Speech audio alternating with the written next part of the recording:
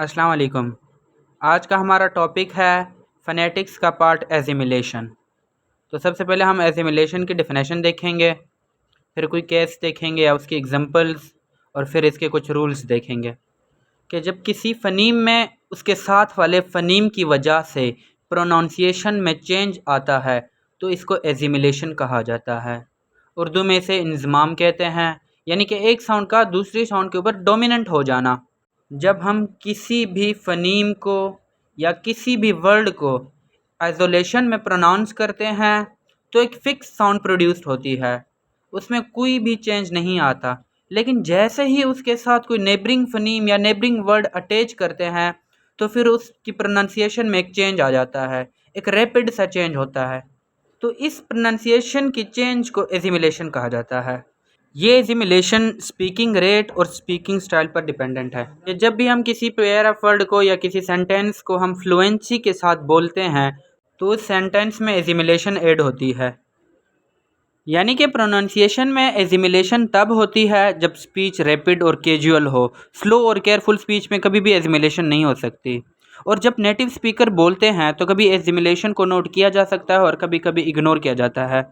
Actually इसमें एक फ़नीम दूसरी फ़नीम में जाकर मर्ज हो रही है। और अब इसको मज़ीद डिस्कस करने के लिए हम एक केस देखते हैं। मिसाल के तौर पर दो वर्ड्स ले लो। पहले वर्ड का लास्ट कॉन्सोनेंट जो फाइनल कॉन्सोनेंट कहलाता है, और अगले वर्ड का पहला कॉन्सोनेंट जिसे इनिशियल कॉन्सोनेंट कहा जाता है। और एसिमिलेशन में जब दोनों वर्ड्स को साथ में प्रोनाउंस किया जाता है तो दूसरे वर्ड का जो इनिशियल कॉन्सोनेंट है वो पहले वर्ड के फाइनल कॉन्सोनेंट में जाकर मर्ज हो जाएगा, और फिर प्रोनाउंसिएशन में भी चेंज आ जाता है जिसका पता नहीं चलता रैपिड या कैजुअल स्पीच में।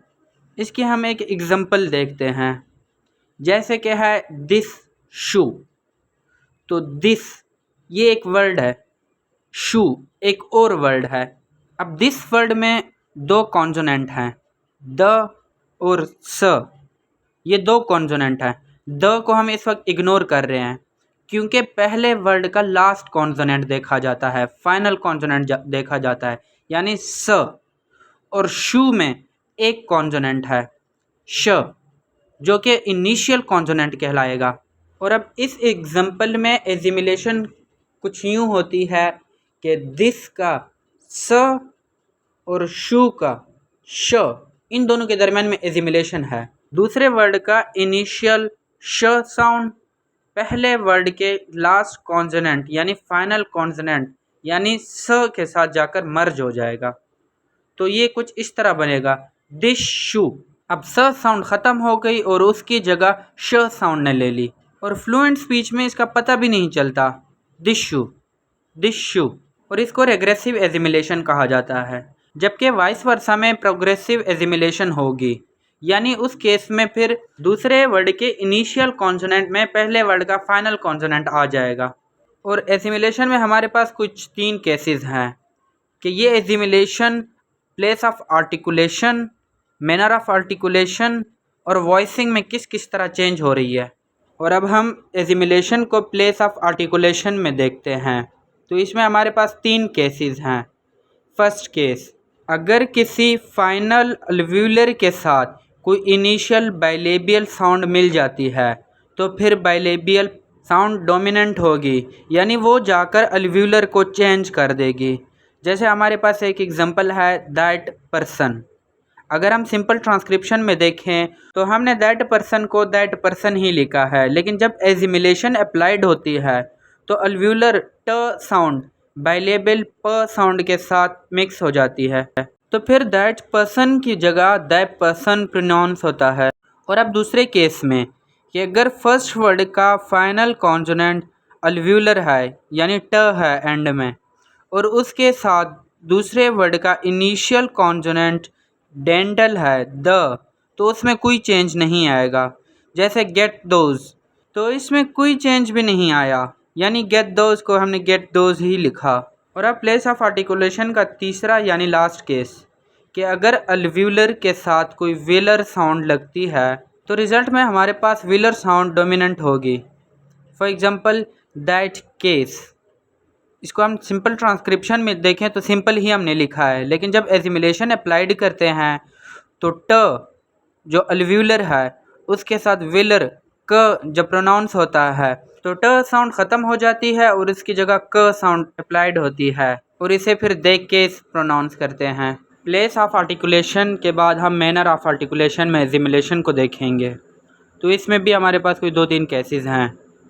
तो पहला केस है कि अगर किसी प्लसिव के साथ कोई फ्रिकेटिव कॉन्सोनेंट मिल जाता है तो फिर फ्रिकेटिव डोमिनेंट होगा, जैसे कि दैट साइड।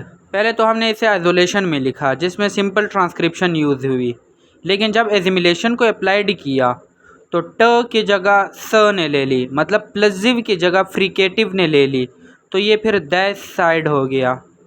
इसके बाद दूसरा केस है प्लसिव प्लस नेज़ल और रिज़ल्ट में हमारे पास नेज़ल डोमिनेंट है। For example good night.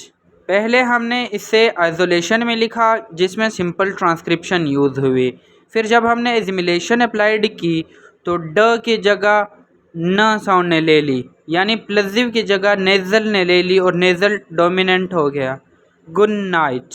ये तो थे हमारे पास रिग्रेसिव एजिमुलेशन के केसेस। अब प्रोग्रेसिव में इनिशियल कॉन्सोनेंट की जगह फाइनल कॉन्सोनेंट डोमिनेंट है, जैसे कि इन द, इसमें इन न हो गया, यानी दूसरे वर्ड के इनिशियल कॉन्सोनेंट की जगह पहले वर्ड के फाइनल कॉन्सोनेंट ने ले ली, get them, gate M, read these.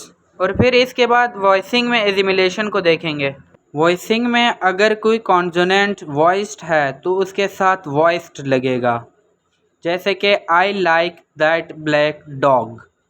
इसकी सिंपल ट्रांसक्रिप्शन देखें तो I like that black dog, लेकिन जब इसकी रिग्रेसिव एजिमुलेशन हुई तो I like that black dog.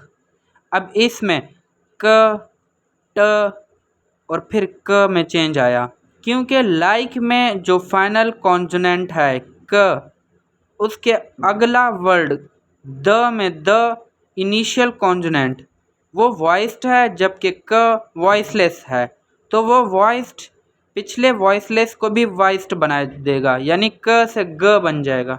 और फिर इसी तरह दैट में ट वॉइसलेस है जबकि उसके फ्रंट वाला वॉइस्ड है, यानी ब्लैक में जो ब साउंड है वो वॉइस्ड है, तो वॉइस्ड की वजह से पिछला वॉइसलेस वॉइस्ड हो जाएगा, तो ट की जगह ड आ जाएगा। इसी तरह ब्लैक में क ये वॉइसलेस है, लेकिन डॉग का ड वॉइस्ड है, तो ये भी वॉइस्ड उस क को जाकर वॉइस्ड बना देगा, तो क की जगह ग आ जाएगा। इस तरह I like that black dog. ये तो है वॉइसिंग के केस में रिग्रेसिव एजिमुलेशन। जबकि प्रोग्रेसिव एजिमुलेशन में हम देखें तो हमारे पास कुछ एग्जांपल्स हैं, जैसे कैट्स, जम्प्स, पेट्स। इसके ट्रांसक्रिप्शन में देखें तो एंड में स साउंड आ रहा है, क्योंकि स एक वॉइसलेस साउंड है और उसके साथ जो ट और प ये भी वॉइसलेस हैं, इसलिए स साउंड प्रोड्यूस होती है। जबकि आगे अगर डॉग्स में देखें तो ग ये एक वॉइस्ड है, तो फिर वॉइस्ड स को ज में चेंज कर देगा, और इस तरह डॉग्स, रन्स, पैम्स। इस तरह वॉइस्ड ग, न और म होने की वजह से जो स है वो ज में चेंज हो गया। बस आज की वीडियो इतनी ही। Thank you. अल्लाह हाफिज़।